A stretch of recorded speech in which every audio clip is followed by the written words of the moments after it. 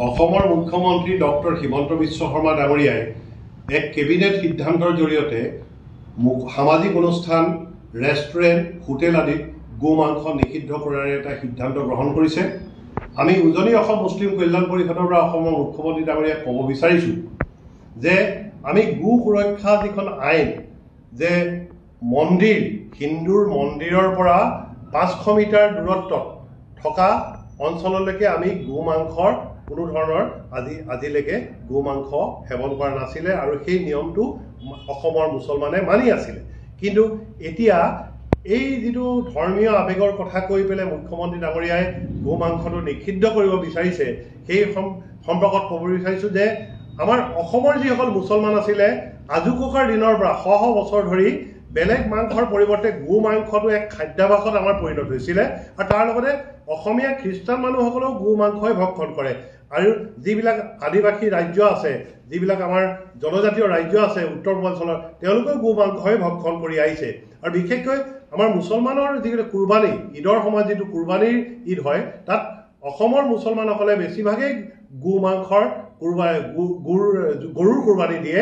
আৰু অসমৰ 2 বছৰৰ আগত মুখ্যমন্ত্ৰী ডাঙৰীয়াই কৈছিলে যে হিন্দু ধৰ্মৰ লোকসকলৰ আৱেগ অনুভূতিৰ আঘাত নঘটাকৈ আপোনালোকে গৰু কুৰবানী দিব পাৰে, আৰু সেইটো মানি লৈ অসমৰ মুছলমান ৰাইজে ঈদৰ সময়ত গৰু কুৰবানী দিয়ে আহিছে। ছাগলী খুব কমেই দিয়ে, গৰু কুৰবানীয়ে দি আহিছে।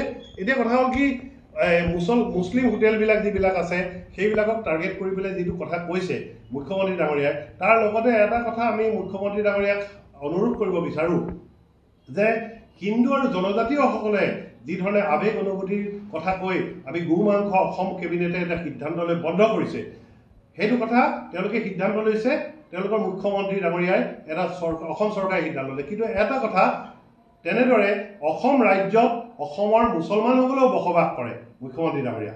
সেয়েহে আমাৰ মুছলমান যিসকল উজনি অসমৰ শিৱসাগৰ, ডিব্ৰুগড়, যোৰহাট, গোলাঘাট, লখিমপুৰলৈকে যিসকল মুছলমান বসতি প্ৰধান গাঁও আছে, মছজিদ আছে, মছজিদৰ প্ৰায় 100 মিটাৰ দূৰত্বতে মুকলিভাৱে গাহৰি কাটে। গাহৰি কাটি তেওঁলোকে মুকলিভাৱে গাহৰি বিক্ৰী কৰে। আৰু যিটো বস্তু মুছলমান ধৰ্মত গাহৰি অপবিত্ৰ আৰু হাৰাম বুলি কয়, যিটো নিষিদ্ধ মুছলমান ধৰ্মত। সেয়েহে কিন্তু মুছলমান বসতি কৰা অঞ্চলৰ মছজিদৰ কাষতেই, অসমৰ উজনি অসমৰ বিভিন্ন জিলাৰ মছজিদৰ কাষতেই মুকলিভাৱে জনজাতীয়সকলে গাহৰি বিক্ৰী আৰু গাহৰি হত্যা কৰি আছে। অসমৰ মুখ্যমন্ত্ৰী ডাঙৰীয়াক আমি অনুৰোধ জনাইছোঁ যে হিন্দুসকলৰ যি ধৰ্মীয় আৱেগ অনুভূতিক সন্মান জনাইছে, অসমীয়া মুছলমানসকলৰ আৱেগ অনুভূতিক সন্মান জনাই মুকলিভাৱে যাতে গাহৰি কটা নহয়, গাহৰি মাংসও যাতে ভক্ষণ কৰা নহয়, সেই ক্ষেত্ৰতো তেওঁলোকে অসম চৰকাৰে কেবিনেট সিদ্ধান্ত গ্ৰহণ কৰিব লাগে। যিহেতু গো নিষিদ্ধ কৰিছে, তাৰ জৰিয়তে গাহৰিও যাতে নিষিদ্ধ কৰে তাৰ কাৰণে অনুৰোধ জনাইছোঁ। আৰু ধৰ্মীয় অনুষ্ঠান, মুছলমানসকলে যিবিলাক ধৰ্মীয় অনুষ্ঠান, ইস্তেমা, জলসা আদি পাতে, তাত যাতে গো মাংসটো নিষিদ্ধ নকৰে তাৰ কাৰণে আমি অসমৰ মুখ্যমন্ত্ৰী ডাঙৰীয়াক অনুৰোধ জনাইছোঁ। আৰু মুখ্যমন্ত্ৰী ডাঙৰীয়াই এটা লঘু কথা কৈছে যে কংগ্ৰেছৰ ৰকিবুল হুছেইন আৰু ভূপেন বৰাই কোৱা ধৰণে আমি কামটো কৰিছোঁ।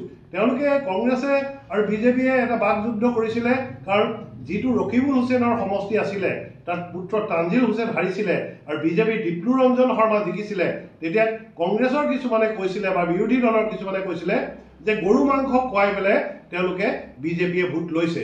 সেইটো কাৰণে মুখ্যমন্ত্ৰীয়ে এই কথাষাৰ যদি সেই তুলুঙা কথাৰ কাৰণে মুখ্যমন্ত্ৰীয়ে যদি নিষিদ্ধ কৰিছে, এইটো হাস্যকৰ কথা। আৰু অসমৰ এগৰাকী সুদক্ষ আৰু বিচক্ষণ মুখ্যমন্ত্ৰী ডক্টৰ হিমন্ত বিশ্ব শৰ্মাক এই গো মাংস যিটো নিষিদ্ধৰ সিদ্ধান্ত, এইটো পুনৰ বিবেচনা কৰিবলৈ আমি উজনি অসম মুছলিম কল্যাণ পৰিষদৰ কেন্দ্ৰীয় সমিতিৰ তৰফৰ পৰা অনুৰোধ জনাইছোঁ।